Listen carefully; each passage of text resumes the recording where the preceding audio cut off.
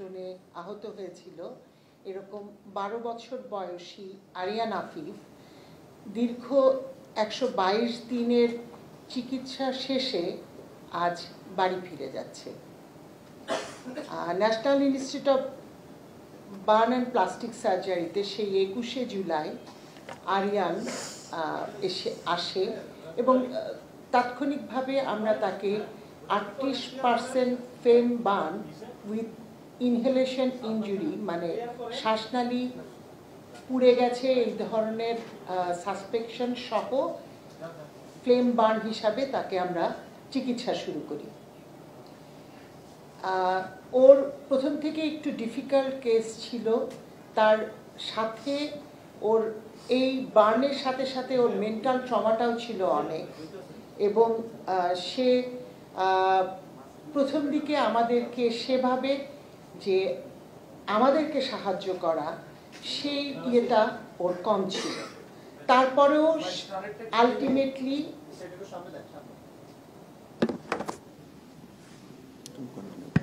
Ultimately তার চিকিৎসা সম্পন্ন করে তাকে আমরা প্রায় 34 বার অপারেশন থিয়েটারে নিয়েছি।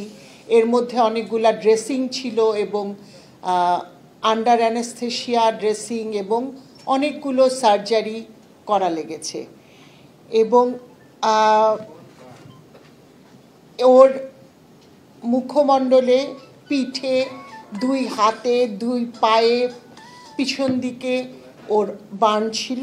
এটা প্রথম দিকে আমরা 38% হিসাবেই চিকিৎসা শুরু করি, কিন্তু আসলে হয়তো 40% মতোই হবে তার বার্ন। এবং একটা সময় মাঝ সময়ে ও বেশ খারাপ হয়ে যায়, তখন তাকে আমরা ভেন্টিলেটরে দেই এবং মোট 8 দিনের মতো আইসিইউতে সে চিকিৎসা নেয়। আমরা ক্রিটিক্যাল রোগী হিসাবে ওর চিকিৎসা শুরু করি এবং প্রথমে চিকিৎসার পর আমরা বিভিন্ন ইউনিটে ভাগ করে দেওয়ার পরে পরবর্তীতে অরেঞ্জ ইউনিটে ওর চিকিৎসা চলে, যদিও পুরো হসপিটালের সবাই এই চিকিৎসার সাথে জড়িত ছিলেন।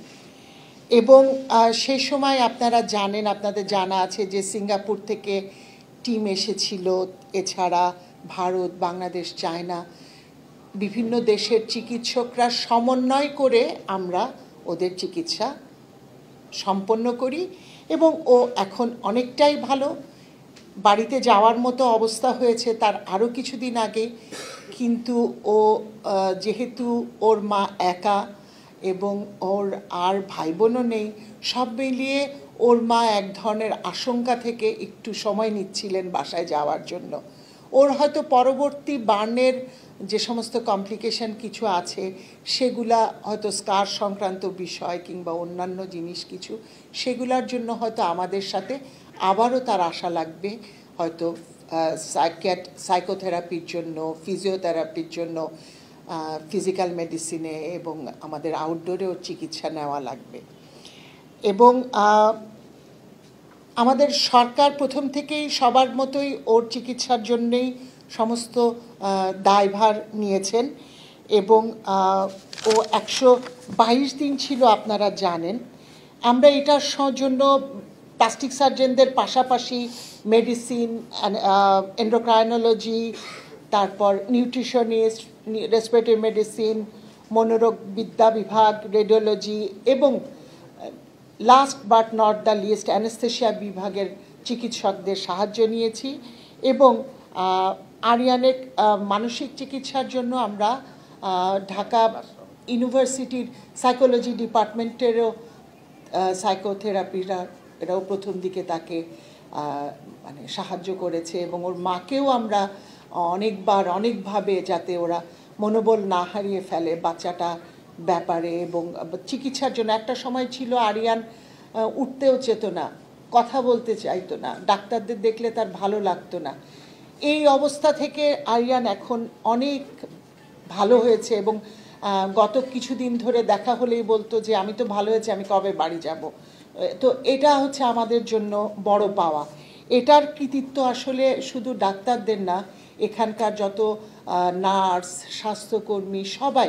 আমার ধারণা যে ওর মাও বলবেন যে এখানকার সমস্ত যারা আছেন আমাদের সাথে, যারা কাজ করেন, প্রত্যেকেই কিন্তু আমরা এটা ওকে সাহায্য করেছেন এবং আমাদের ওর ফিজিক্যাল মানে যেটা রিহ্যাবিলিটেশন, ওর যে ব্যায়াম বা নিউট্রিশন, এগুলোর জন্য ওর আমাদের সাথে আসলে যোগাযোগ রাখতে হবে। আপনারা সবাই জানেন এটা একটা দীর্ঘমেয়াদী পরিকল্পনা এবং মানে এটা দীর্ঘমেয়াদী একটা চিকিৎসা, এবং আপনারা যারা সাংবাদিক ভাইরা আজকে আমাদের সাথে আছেন তারা বরাবর ছিলেন এবং আমরা একটা জিনিস নিয়ে খুবই কৃতজ্ঞ, আপনারা প্রতিটা সময় আমাদেরকে সাহায্য করেছেন আমাদের চিকিৎসা এবং এই ভালো জিনিসগুলো সবার মাধ্যমে আপনাদের মাধ্যমে সবার কাছে পৌঁছে যাওয়ার জন্য আপনারা কিন্তু আমাদেরকে অনেক সাহায্য করেছেন।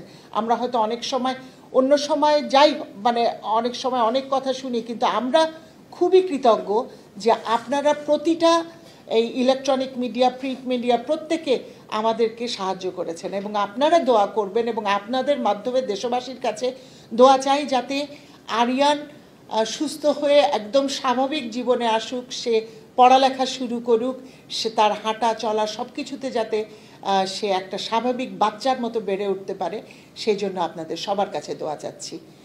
এখন আমাদের পরিচালক স্যার কিছু বলবেন। আমি ডাক্তার ফুয়ারা তাসমিম, অধ্যাপক। উনি আমাদের আমি বলি, উনি প্রফেসর ফুয়ারা তাসমিম, উনি এখানকার অধ্যাপক এবং আমাদের যে একাডেমিক যে সাইটটা আছে, আপনারা জানেন যে এটা একটা একাডেমিক হসপিটাল, সার্ভিস হসপিটাল, সেই একাডেমিক সাইটের উনি হচ্ছে প্রধান। আমরা এই রোগীগুলোকে উনি অলরেডি বলেছেন যে আমরা সমন্বিতভাবেই এটা চেষ্টা করেছি এদেরকে সার্ভিস দেওয়ার জন্য, কিন্তু যেহেতু অনেকগুলো রোগী আসছিল, আপনারা জানেন যে শুরুতে আমাদের 57 জন রোগী ছিল, সেটাকে আমরা বিভিন্ন, আমাদের এখানে 6টা আলাদা করে বিভাগ আছে, সেই 6টা বিভাগের উনি একটা বিভাগের বিভাগীয় প্রধান, অরেঞ্জ ইউনিট।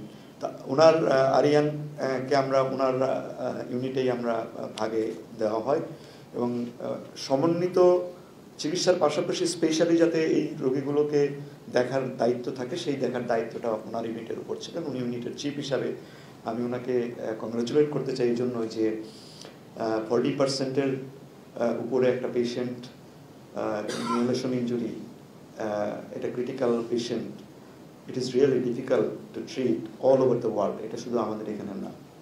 তো ওনার টিম সহ যারা এটা করেছেন উনি অলরেডি বলেছেন এই জার্নিতে তার পাশে, আরিয়ানের পাশে 122 দিন যেভাবে আমাদের সবাই ছিল এবং এই ইউনিটটার নেতৃত্বে ডক্টর ফুয়ারা ছিলেন এবং অমানবিক পরিশ্রম আমরা এক কথাই বলবো করা হয়েছে। তবে একটা কথা আমি আপনাদের উদ্দেশ্যে, আমার ওর সম্পর্কে প্রায় সব কথাই বলা হয়ে গেছে, আমি এটা রিপিটেশনে যাব না, শুধু কয়েকটা কথা বলবো যে বার্নের চিকিৎসা, একটা মানুষ যখন বার্ন হয় তখন তার সারা জীবনের জন্য কিছু স্টিগম্যাটা রয়ে যায়।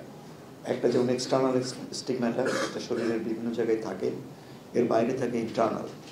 এই ইন্টারনাল ক্ষতটাও কিন্তু খুব গুরুত্বপূর্ণ এবং যে বয়সে ওর বার্ন হয়েছে, এবং ম্যাক্সিমাম বাচ্চাগুলোর তো প্রায় কাছাকাছি বয়স, ওর বয়স 12।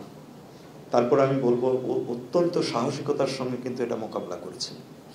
ওর ব্যক্তিগত সাহসটা অত্যন্ত গুরুত্বপূর্ণ ছিল, যেটা আমাদের প্রফেসর ফোর অলরেডি বলেছেন, সেটা আমাদেরকে সহায়তা করছে ওর চিকিৎসাটা দ্রুত দিতে। এখানে আরেকটা জিনিস আপনারা শুনেছেন যে ওর ভেন্টিলেশনে ছিল, কিন্তু ভেন্টিলেশন কথাটা আমরা সাধারণভাবে বুঝে থাকি যে লাইফ সাপোর্টে, এবং আমাদের দেশে একটা কথা প্রচলিত আছে, একবার লাইফ সাপোর্টে চলে গেলে কিন্তু ফেরত খুব কম আসে। তো আমাদের অত্যন্ত, আমাদের যারা এই টিমে যারা নেতৃত্ব দিয়েছে, যে অ্যানেস্থেশিয়া এবং ক্রিটিক্যাল কেয়ার মেডিসিনের যে বিভাগটা, এই দায়িত্বটা তখন কিন্তু তাদের উপর ছিল। আলহামদুলিল্লাহ আমাদের ওর আগে নাবিদ নওয়াজ গেছে, এর আগে রোহান গেছে, কিন্তু প্রত্যেকেই মানে তাদেরকে লাইফ সাপোর্টে যেতে হয়েছিল অনেক সংখ্যক রোগীকে, এবং তারা লাইফ সাপোর্ট থেকে তারা ফেরত এসে স্বাভাবিক জীবনে এসে স্বাভাবিকভাবে বাড়িতেই যাচ্ছে। এটা কিন্তু আমাদের দেশের পরিপ্রেক্ষিতে এটা কিন্তু অনেকটা নতুন ব্যাপারই, কারণ আপনারা সবাই জানেন যে আমরা কেউ সহজে লাইফ সাপোর্টে দিতে চাই না, কিন্তু একটা ধারণা আছে যে লাইফ সাপোর্টে গেলে এই রোগীটা আর আসে না।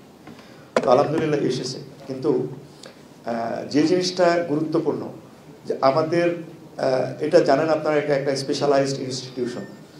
এখানে আমরা যে পরিমাণ রোগী, যেমন আমাদের এখানে 20 বেডের একটা আইসিইউ আছে, কিন্তু ইন্টারন্যাশনাল স্ট্যান্ডার্ড যেটা, অর্থাৎ বার্নের রোগীকে চিকিৎসা দেওয়ার জন্য যে পরিমাণে স্পেস দরকার, হ্যাঁ, এই স্পেস কিন্তু আমরা রিজিওনাল স্ট্যান্ডার্ডে আছি। তারপরে আমাদের ডাক্তাররা, আমাদের নার্সরা, আমাদের অন্যান্য কর্মীরা আমাদের কিন্তু অনেকটা ওভারটাইমে কাজ করতে হয়, কিন্তু সেই হিসাবে হ্যাঁ, মানে আমাদের একাডেমিক মানে আমাদের রেসিডেন্টরা কিন্তু অনেক ভূমিকা পালন করে, যেটা লোকবল যে পরিমাণে থাকা উচিত। হয়তো স্বাভাবিকভাবে আমাদের বাংলাদেশের পরিপ্রেক্ষিতে চিন্তা করলে মনে হতে পারে এটা তো অনেক বড় হাসপাতাল, এখানে রোগী কম, কিন্তু আমরা যদি বার্নের রোগীদের চিকিৎসা করতে চাই, ইন্টারন্যাশনাল স্ট্যান্ডার্ডে করতে চাই, তাহলে কিন্তু সেটাও আমাদের এখানে পর্যাপ্ত স্পেসিং নাই, পর্যাপ্ত মানে যতটুকু জায়গা নিয়ে একটা বেড থাকার কথা আমরা কিন্তু মানে তুলনামূলকভাবে ঘন করেই রাখি।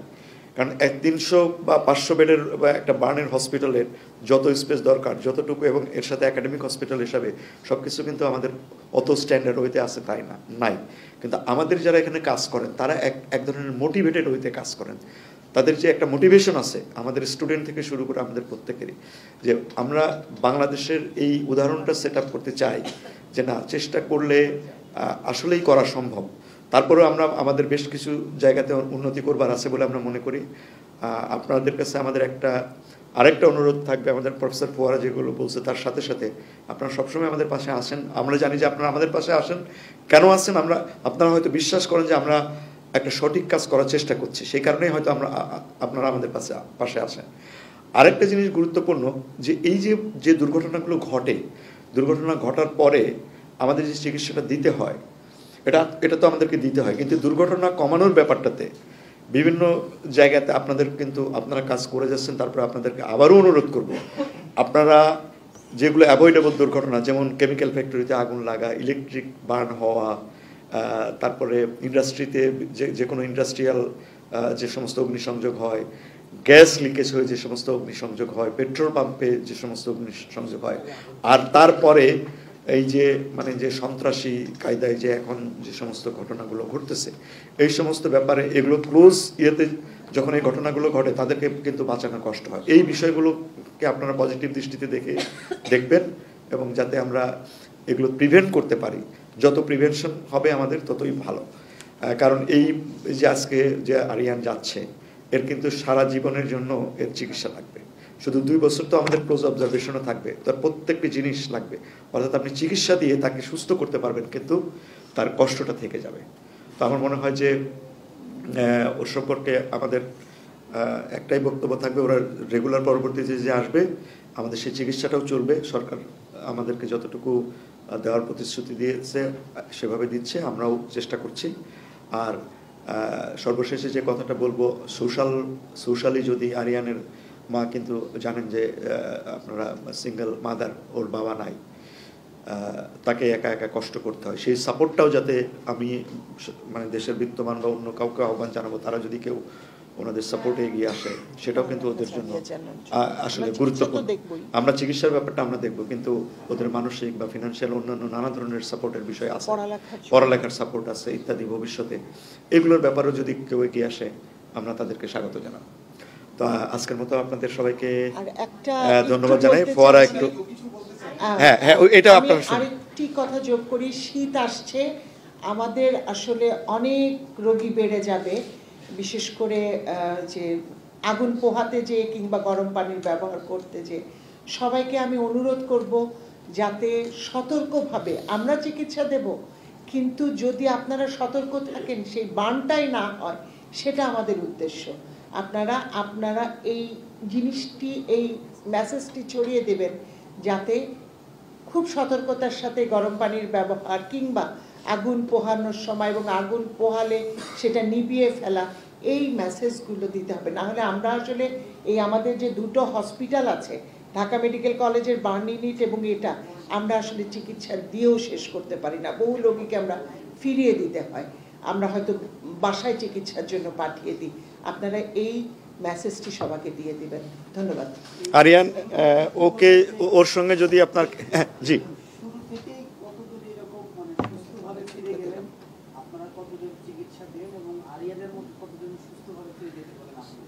আমরা আমাদের এখানে মোট 57 জন রোগী এসেছিল। আমাদের এখানে মোট 57 জন রোগী প্রথমে ভর্তি হয়েছে। এর মধ্যে একজন পেশেন্ট আমরা মানসিক স্বাস্থ্য ইনস্টিটিউট যেটা সেখানে পাঠিয়ে দিয়েছে, আমাদের কোনো চিকিৎসা তাদের প্রয়োজন হয়নি। বাকি 56 জনের মধ্যে আপনারা জানেন যে শুরুতেই একদম শুরুতেই মানে প্রথম দিন এবং পরের দিনের মধ্যেই মানে আনসালভেজেবল আমরা বলি 13 জন সাথে সাথে প্রায় মারা গেছে। পরবর্তীতে আরও 2 সপ্তাহের ব্যবধানে আরও 7 জন, মোট 20 জন পেশেন্ট আসলে ওই দুর্ঘটনায় আমাদের এখানে পৌঁছেছিল, তারা মারা গেছে। বাকি 36 জনের মধ্যে আজকে পর্যন্ত আরিয়ান সহ 34 জন আমরা তাদেরকে চিকিৎসা শেষে বাড়িতে পাঠাতে পারছি, আর বাকি 2 জন এখনো আমাদের কাছে রয়ে গেছে। তাদের একজন হয়তো আগামী সপ্তাহ শেষে আর একজনের আরেকটু পরে লাগবে, আরো 2 জন চিকিৎসা তারা মানে চিকিৎসার এই লম্বা প্রক্রিয়ারই একটা অংশ আসলে, মানে তাদের অপারেশন গুলো বেশি লাগছে, এই জন্য আরো সময় লাগবে এতটুকু।